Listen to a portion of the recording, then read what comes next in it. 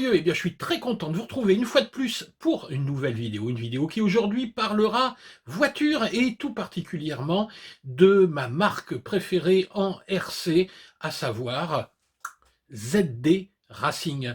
Des ZD Racing, si vous me suivez, vous en avez vu un certain nombre. Vous avez vu toutes mes ZD TT, le Buggy, le Truggy, le Monster Truck, et vous avez vu également ma ZD Piste, la TC10. Mais aujourd'hui, attention, attention, on rigole plus.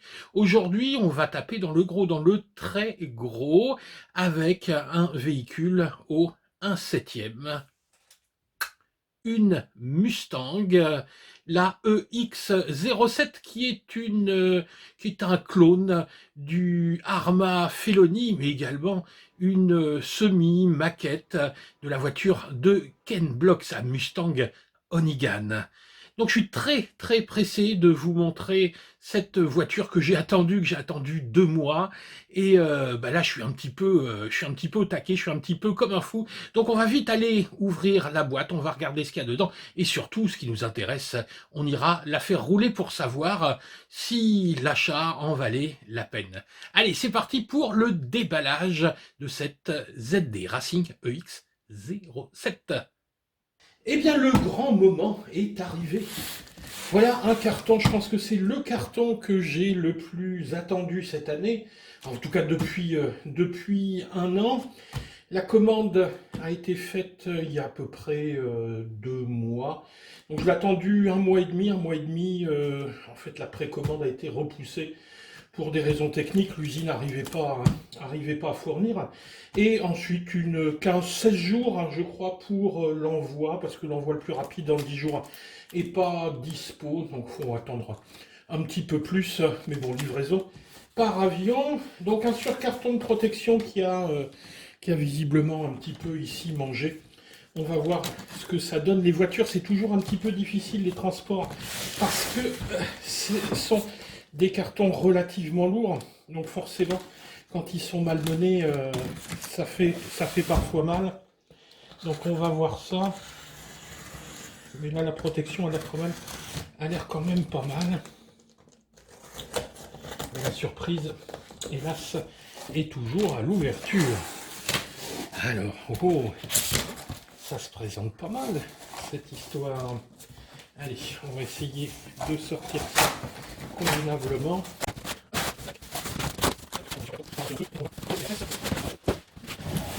Eh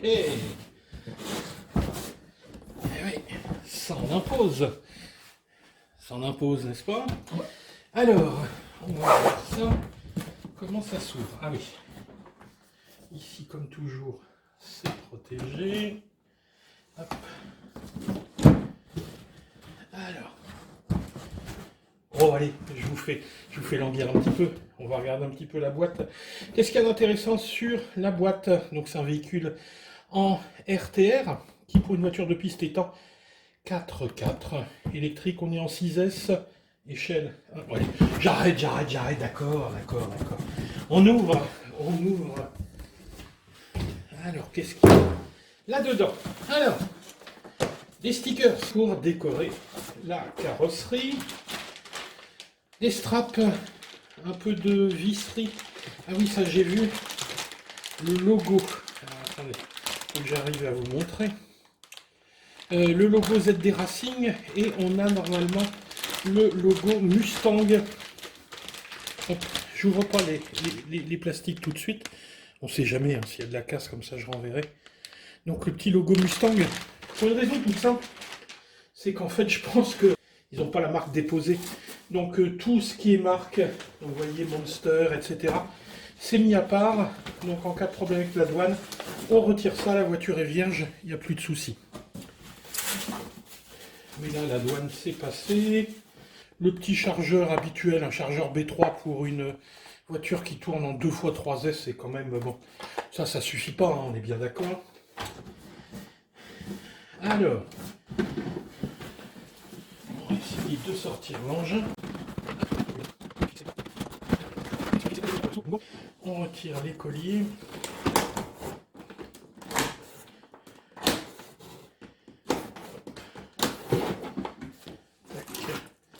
un collier, deux colliers,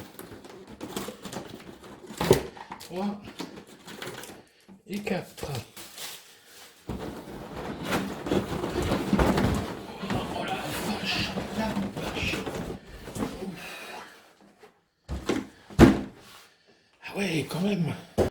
On a vraiment quelque chose d'impressionnant. Hein. Très très impressionnant. Bon. Et ben on va regarder ce qu'il y a à l'intérieur. Au passage, vous notez que j'ai toujours pas vu de radio. J'espère qu'elle est sous la carrosserie. Alors. Tac. La carrosserie. Wow. Elle est badass, hein, la carrosserie. Avec des éléments de décor qui sont rajoutés. Ici, ici. Là. On a vraiment... Excusez-moi, hein, c'est filmé un peu à l'arrache, mais c'est du unboxing. On fera ça mieux dans la revue technique. La radio, pareil, fixée avec un collier. Hop, la radio on la connaît. C'est la radio habituelle des ZD Racing. Ça c'est vraiment une super radio, sauf qu'ici la voie 4 devrait être utilisée pour les phares. On a les deux batteries en 3S.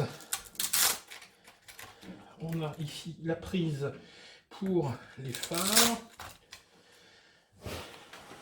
Ici ESC, la radio avec l'antenne qu'on sortira. On remarque ici deux ventilos sur le moteur avec un radiateur. Je vous donnerai les caractéristiques techniques, moteur, les suspensions, les roues, etc. Surtout là, important, les renforts. Regardez la taille des renforts. On a deux gros renforts centraux ici. Franchement, je suis impressionné. C'est vraiment... on a l'impression que ZD Racing a fait ici un bond en avant au niveau technologique. Toutefois, quand même, en réemployant des choses qui fonctionnaient bien, à savoir leur petite batterie 3S... que moi j'utilise sur tous mes autres modèles, et vraiment ça c'est là, elles sont pas mal. Elles tiennent bien dans le temps, là il y en a deux. Et quelque chose qui vraiment là va faire la différence, c'est un frein à disque. On n'est plus sur un freinage au niveau de l'ESC, il doit toujours exister, mais on a en plus pour arrêter cette grosse machine un frein à disque. Voilà donc pour le déballage de cette ZD Racing EX07. Elle est jolie, hein, elle est jolie. Attendez de voir la tronche qu'elle va avoir avec les stickers. Et puis on en reparle. Hein. Donc on fera une petite revue technique de cette voiture. Je vais prendre le temps de la regarder, de la tester. Et ensuite on ira la faire rouler. Allez, c'est parti pour la revue technique. Voilà, la EX07 a maintenant revêtu sa robe de course. Donc j'ai installé les stickers, donc on a des stickers un petit peu partout qui donnent vraiment une gueule unique à cette voiture qui est une reproduction. Tiens, je vous mets une petite photo, une reproduction de la voiture de Ken Block, sa Mustang Onigan. Donc vraiment une jolie machine. Donc la EX07 parce que c'est un septième, c'est un clone, tiens une autre photo aussi, un clone de cette voiture là qui est le Arma Felony, également en septième. Alors c'est un clone low cost, mais attention, on est ici dans un modèle qui est quand même un modèle qui commence à avoir un petit peu de gueule, et puis avoir des specs, vous allez le voir, qui sont pas mal. Alors sur la carrosserie, pour la déco, vous avez effectivement des stickers, mais vous avez un certain nombre d'éléments de rajout. Donc vous avez ici ça à l'avant, c'est les sorties de je sais pas quoi, donc les prises d'air sûrement. Ici les petits évents sur le côté, sortie d'échappement ici, aileron en carbone en carbone, non, c'est pas du carbone évidemment, mais enfin c'est décoré, donc il y a pas mal de petites décorations, de décoration carbone. Donc on a plein d'éléments de rajout là-dessus qui donnent vraiment un look unique à cette voiture. Euh, Autre chose d'unique là-dessus, en tout cas de super classe, regardez, je vous montre ça, c'est les feux.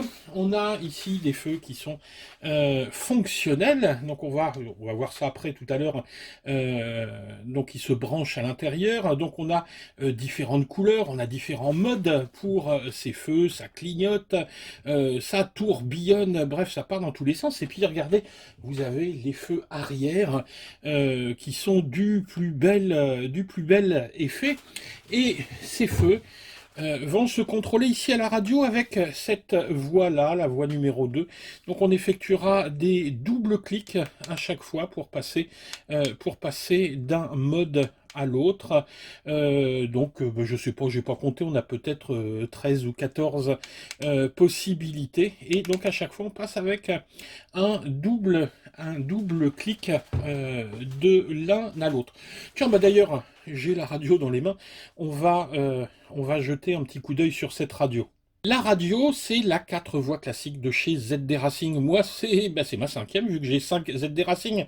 Donc regardez, je suis carrément obligé de mettre le nom du modèle dessus, sinon je m'y perds un petit peu. Alors cette radio, elle fonctionne comme d'habitude avec 4 piles LR6. Ici, moi j'ai mis des piles rechargeables.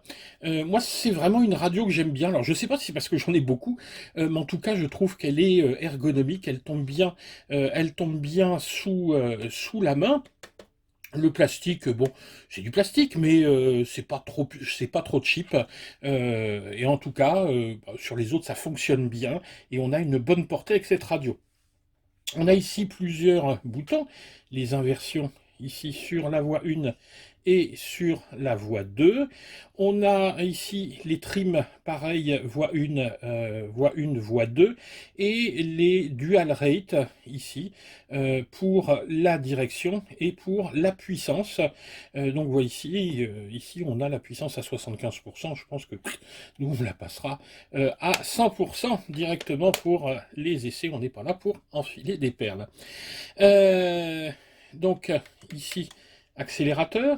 Le frein, alors le frein ici au niveau de l'ESC pour ralentir la voiture, la direction, et ici le on-off, donc on allume, on éteint avec, vous voyez c'est assez joli, et juste en dessous, là, alors il ne faudra pas se tromper évidemment, on a le frein à main, donc on est sur la voie numéro 3, un clic en arrière, donc vous avez un premier niveau de freinage au frein à main, et deuxième clic, vous êtes vraiment puissance maximale.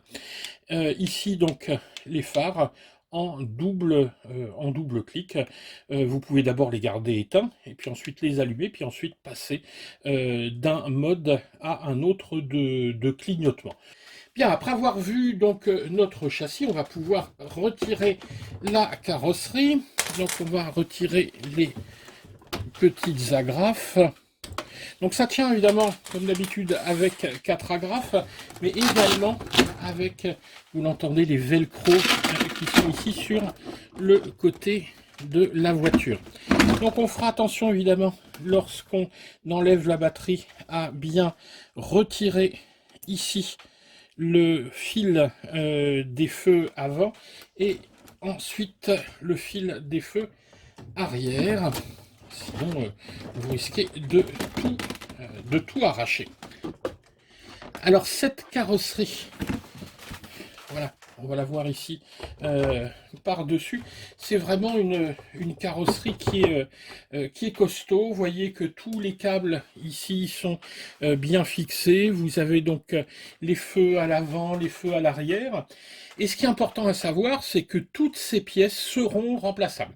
Alors on va parler un tout petit peu des pièces, parce qu'évidemment quand vous achetez une voiture, vous voulez savoir si les pièces sont dispo. Pour l'instant, elles ne sont pas dispo, mais Banggood nous annonce qu'elles le seront bientôt, dès qu'elles seront commercialisées. Toutes ces pièces, d'ailleurs, sur le livret, vous avez l'ensemble des pièces disponibles, des pièces de rechange, avec les codes de pièces, donc il n'y a pas de souci, ce sera rapidement disponible. Pour l'instant, ce sont les voitures qui sont arrivées. On a attendu un peu, je pense qu'on attendra peut-être encore un petit mois pour les pièces, mais toutes ces pièces seront disponibles, y compris toutes les pièces de carrosserie. Donc si vous cassez la moindre chose, vous pourrez le changer sans avoir à changer la totalité de la carrosserie. Je pense à des pièces comme celle-là, qui sont, je crois, en 3 parties. Alors je ne sais pas s'il faudra acheter l'ensemble ou si on pourra juste changer une partie, mais c'est un petit peu la politique chez ZD Racing, c'est qu'on vous permet vraiment d'avoir accès à l'ensemble des pièces de votre voiture. Allez, je vais poser la carrosserie. Oula, bim. Alors, on va regarder un petit peu les mensurations de ce véhicule. Tout d'abord, on a une longueur totale ici qui est de 74 cm. Avec la carrosserie, on a une hauteur de 19,6, on a une largeur de 34,5 et un empattement de 413 mm, 41. Oui, c'est ça, 41 cm d'empattement, c'est-à-dire de ici à ici. Tout compris en état de rouler normalement. Alors, j'ai pas vérifié, mais on serait à 7,5 kg, 7 kg et demi, et elle est donnée pour une vitesse de, attention, 130 km/h. Alors ça, je demande à voir. Honnêtement, si on atteint les 100 km/h, bon, certains Américains ont réussi à le faire, hein. Les premiers essais montrent qu'on atteint à peu près 100 km/h avec cette voiture. Moi, je mettrai un petit compteur GPS dessus et on verra la vitesse réelle de notre véhicule. Les roues, hein, on peut regarder un petit peu les roues qui sont quand même de jolies pièces. Donc des pneus d'une largeur de 51 mm pour un diamètre ici de 109 mm. Au niveau de l'amortissement, alors au niveau de l'amortissement, on a bien évidemment des amortisseurs à bain d'huile, avec ici 2 superbes pièces, hein, que ce soit sur le train avant ou le train arrière.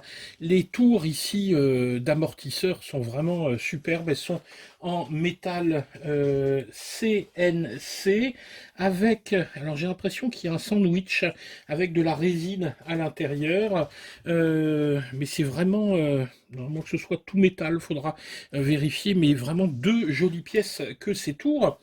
Alors, pour justement soulager un petit peu ces tours, parce qu'en cas de choc évidemment, ou en cas d'accélération importante, on a des efforts qui sont faits dessus, on a ces 2 énormes barres ici de renfort qui va assurer une intégrité du châssis qui sera excellente. Donc voilà pour les suspensions. On a bien évidemment 3 différentiels, un différentiel central, un différentiel avant, un différentiel arrière, qui ne sont pas les différentiels des modèles 1/8, mais des différentiels vraiment dédiés à ce modèle 1/7, des différentiels entièrement métal, pignon entièrement métal, c'est du métal, donc c'est de l'alu CNC, donc c'est vraiment garant d'une bonne précision et puis d'une bonne durée dans le temps. Au niveau du train avant, alors est-ce qu'on va pouvoir voir un petit peu mieux ici? Alors, on va faire ça. Au niveau du train avant, bien évidemment, comme d'habitude, hein, tout est réglable. On a des barres anti-roulis, on en aura également à l'arrière. Donc, vous voyez, un train avant qui va être entièrement paramétrable. Les cardans ici sont des cardans CVD à l'avant. Je regarde à l'arrière, c'est des cardans classiques. Donc, on a 1, 2, 3, 4, 5, 6 cardans sur cette machine qui, a beau être une voiture de piste, elle est en 4x4. Moi, toutes mes voitures de piste pour l'instant sont en propulsion. Donc ici, on a un véhicule 4x4. La motorisation, on va jeter un petit coup d'œil. Hop. Excusez-moi, hein. Hop, on fait un petit peu de musculation en même temps. La motorisation, ici, le moteur est un moteur 42-82 avec 2000 de kV. Vous voyez son refroidissement qui est intéressant avec deux ventilos dessus et un dissipateur de chaleur. Ce moteur est entraîné par un ESC ici, qui est un ESC surpasse 150 ampères, refroidi également avec un ventilateur, et surtout, vous voyez, deux batteries en 3S, donc 3S plus 3S, ça fait 6S, voilà, de 5000 mAh en 35C, oui c'est ça, c'est du 35C, ça c'est les batteries classiques de chez ZD Racing. Donc moi comme j'ai trois voitures, un huitième, j'en ai récupéré 3 plus ces deux-là, et j'en avais déjà 2 autres, donc je les collectionne, et elles fonctionnent vraiment pas mal. Elles sont bien adaptées au véhicule, elles sont ni trop puissantes, ni trop peu puissantes, elles sont pas très chères, donc c'est vraiment, c'est ce qui est intéressant aussi avec les ZD Racing, c'est qu'on a des pièces qui sont pas chères, on n'est pas obligé de vendre un bras ou un orteil à chaque fois qu'on casse quelque chose. Les cerveaux, alors les cerveaux de direction. Alors on va retourner une fois de plus, hop, le cerveau de direction ici. Alors le cerveau de direction, c'est un cerveau bien évidemment tout métal. Il y a peut-être quand même le bras de cerveau. Alors, attendez, je vérifie. Oui. C'est toujours vraiment le défaut ici, c'est un bras de cerveau qui est en nylon. Sur les modèles tout-terrain, il vaut mieux le changer par un modèle métal. Mais ici, bon, on va pas avoir des efforts aussi importants que sur les modèles TT. C'est un cerveau de 15 kg. Alors certains vont me dire, bah ouais, on aurait pu mettre du 30 kg.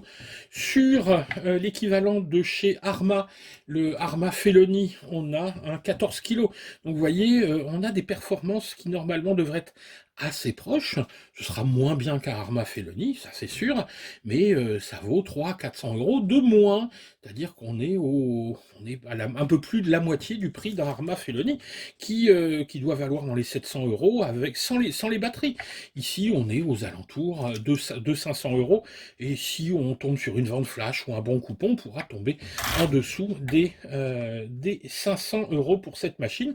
C'est un budget conséquent, mais vous voyez que c'est quand même une machine assez impressionnante. On a évidemment un servo saver ici qu'on peut régler, dont on peut régler la dureté. Tout est paramétrable, tout est réglable. On a un récepteur ici qui est un récepteur, je crois qu'il a un peu plus de 4 voix. Il doit avoir 5 ou 6 voix avec la petite antenne que je ressortirai. Moi, je l'installerai quelque part. Je pense que je mettrai un petit collier, puis je le donne la gaine thermo. J'ai pas encore eu le temps de le faire. En fait, elle n'a pas roulé cette voiture. Hein. Elle n'a pas encore roulé. Je vous la montre telle qu'elle. Donc voilà ici pour l'électronique. On a parlé des cerveaux. Tiens, en parlant de cerveau, bah oui, on va peut-être terminer par la particularité de cette machine qu'on retrouve sur le Arma Felony, qui sans doute, alors je sais pas si c'est lui qui l'a inventé, mais il n'y a pas beaucoup de machines qui ont ça, c'est ce truc-là. Alors, qu'est-ce que c'est que ce truc-là? Ben, c'est tout simplement un frein à main. C'est-à-dire qu'ici, vous avez un cerveau qui va venir appliquer deux petites mâchoires sur un disque et donner deux niveaux de freinage, moyen et fort, pour venir bloquer les roues et donc permettre finalement des espèces de tête à queue. Et là, en tout cas, c'est ce qui est promis. Je vais essayer de le faire, on verra bien. Qu'est-ce que je vous ai pas montré là-dessus? Les petits bumpers, ici le bumper en mousse. Alors ce qui est un peu bizarre, c'est que la protection en plastique dépasse du bumper, donc si vous venez taper, vous tapez sur le plastique et pas sur le bumper. Ça c'est curieux. Et à l'arrière, pareil, c'est du plastique, mais normalement on claque rien en marche arrière. Au niveau de la carrosserie, je vous cache pas qu'il va quand même falloir éviter de trop faire les dingues et de trop taper d'obstacles parce que ça va faire mal au niveau de la carrosserie. On est sur un modèle qui est une semi-maquette pour une voiture, hein, qui représente une vraie voiture qui existe. Donc si vous faites les cons, bah, vous allez bousiller votre carrosserie. C'est pas comme sur un TT où on se fout un peu de la carrosserie, puis c'est des carrosseries à 15 balles. Ici, on a quelque chose quand même qui est un petit peu qualitatif. Tiens, j'en profite également pour vous montrer les jantes. Je sais que on a vu sur le groupe, hein, elles font pas l'unanimité. Bah, moi, je les trouve super jolies parce que ressemblantes aux jantes réelles.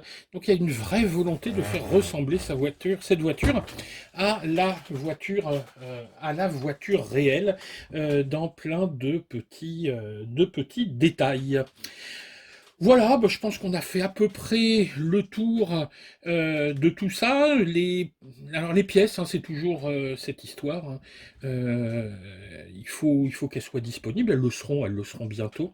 On a beaucoup de métal, hein, également. Regardez, on a des fusées en métal. On a du métal un petit peu partout. Il y a vraiment que les bras d'amortissement qui sont ici en nylon.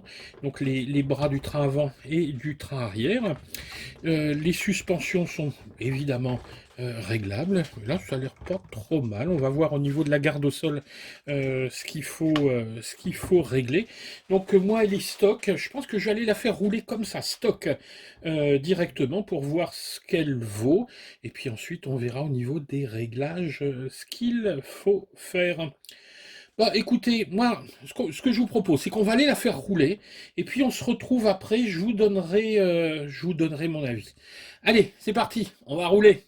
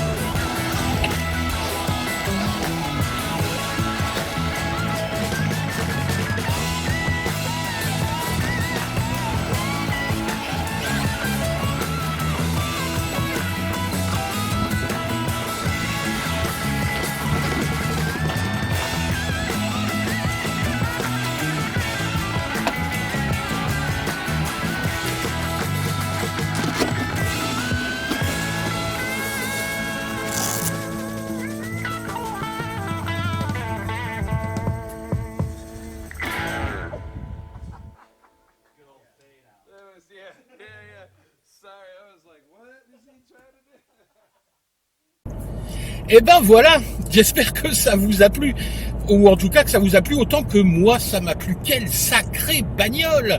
Je viens de prendre un kiff avec cette voiture incroyable. De la puissance, il y en a à revendre. C'est justement là-dessus où j'aurais une petite réserve, c'est que c'est vraiment pas fait pour tout le monde, cette voiture. Il faut être super prudent. Vous avez vu un petit peu les accélérations, on est arrivé à 90 km/h. J'ai pas réussi à obtenir la vitesse maximale sur mon parking qui n'était pas assez grand. Je referai des tests un petit peu plus tard et je vous posterai la vitesse maximale, mais je pense qu'on arrive sans souci aux 100 km/h. J'étais même pas en fin d'accélération à 90 km/h. Donc quelques petits points quand même à préciser par rapport à mon expérience à mes premiers jours avec cette EX07 de chez ZD Racing. Le premier point, c'est soyez prudent. Quand j'ai reçu la voiture, les batteries n'étaient pas équilibrées, donc j'ai dû passer à la balance. J'avais une cellule qui était un petit peu à la ramasse sur une des batteries, donc il a fallu passer ça au chargeur à la balance. Ensuite, deuxième point, quand j'ai fait les premiers essais devant chez moi, j'ai quasiment perdu une roue pour une raison toute simple, c'est qu'une des vis de fusée n'était pas serrée et je l'ai perdue, et celle du dessus était complètement desserrée. Donc pensez à bien resserrer vos vis de fusée. Moi je les ai même collées à la Loctite, donc ça c'était le second problème. Enfin, dernier problème, et ça heureusement je ne l'ai pas vécu, faites gaffe, on ne peut pas utiliser n'importe quelle batterie sur cette 1/7. Il faut se limiter à la puissance qui est donnée, donc 35C. ZD Racing annonce un maximum vers 60C maximum. Pour une raison toute simple, c'est qu'avec une 35C 5000 mAh, vous comptez un 35 x 5, vous sortez 175 ampères. Donc on est à peu près à la limite de notre ESC. Au-delà, avec une 100C, vous allez faire griller votre ESC. C'est couru d'avance.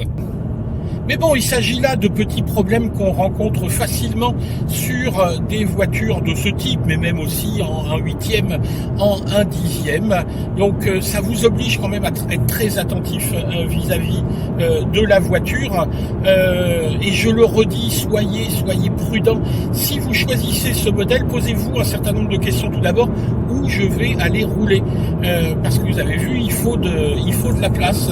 Ça roule pas n'importe où. Si vous habitez dans un lotissement, n'imaginez pas que vous allez aller rouler comme ça au milieu des gamins. Ça va pas le faire. Donc il faut prévoir en termes de pistes ou en termes de grand parking, et posez-vous la question de savoir ce que vous allez en faire. Enfin, je terminerai en me posant la question de savoir est-ce que l'achat en valait la peine. Alors ma réponse, elle est claire, oui et oui. C'est une voiture incroyable, vous l'avez vu. Alors elle est puissante, mais surtout elle se maîtrise bien, elle dérape vraiment parfaitement bien. On est ici dans un esprit rallye, et on s'éclate à piloter cet engin. Et puis quelle gueule, hein. Voilà, donc écoutez, si la vidéo vous a plu, vous rappelez, comme d'habitude, vous mettez un petit pouce vers le haut. Si vous n'êtes pas abonné, pensez à vous abonner. Et surtout, si vous commandez, si vous faites des achats en Chine, pensez à passer par nos liens. C'est le seul moyen pour nous de continuer et de vous présenter du contenu qui vous plaît. Allez, en espérant vous retrouver bientôt dans nos vidéos. Ciao les gars!